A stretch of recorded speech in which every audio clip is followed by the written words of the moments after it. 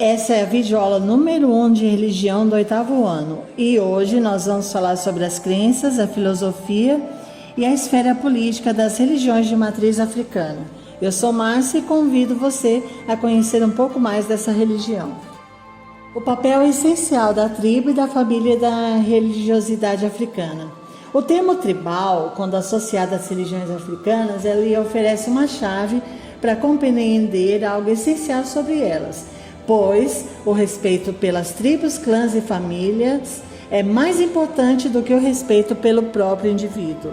O que é especial no conceito que os africanos têm de família ou da tribo é que ela compreende, além dos vivos, os mortos.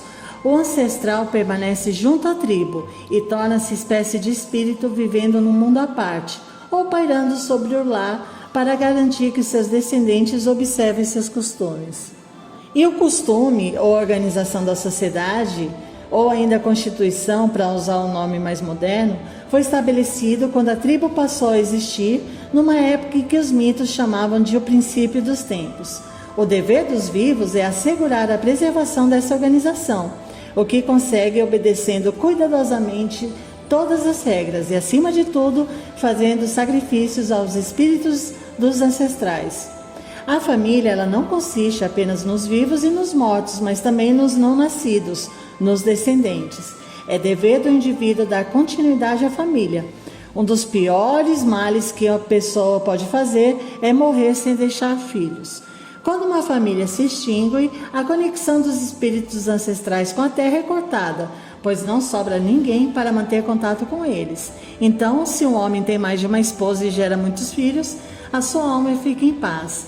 Ele sabe que depois da morte a sua alma não será forçada a vagar pelo espaço vazio, desconectada da terra, pois estará sempre ligada a alguém.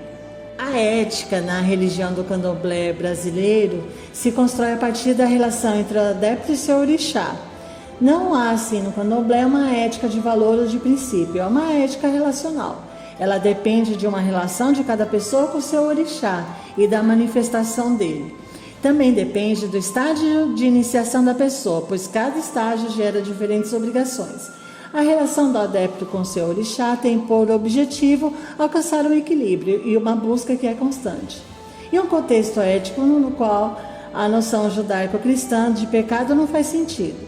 A diferença entre o bem e o mal depende basicamente da relação entre o seguidor e seu orixá.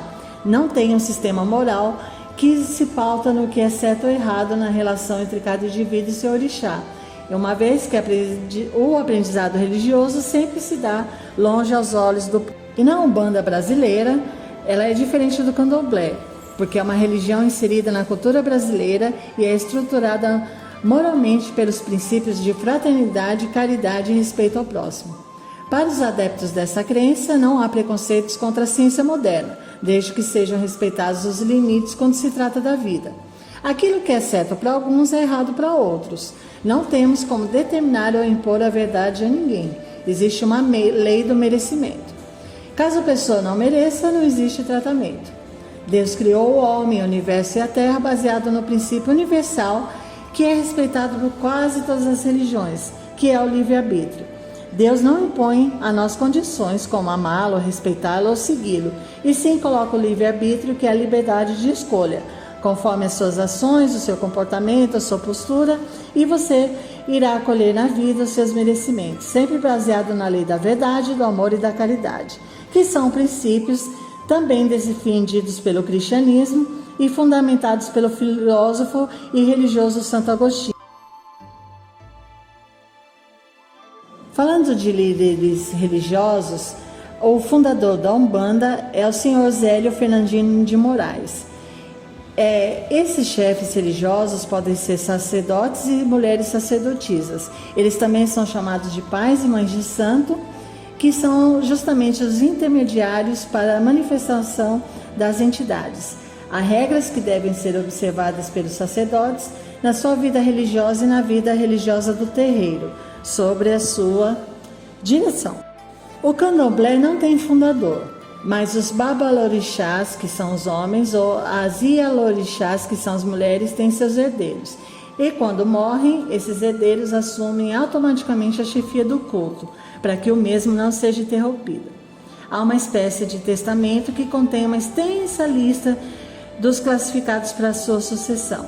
Esses filhos, pela rigorosa ordem de classificação de seu nome na lista, serão chamados a ocupar cargo de cuidadores do terreiro e, uma vez morto aquele que estiver no cargo, será substituído pelo que estiver imediatamente na sequência.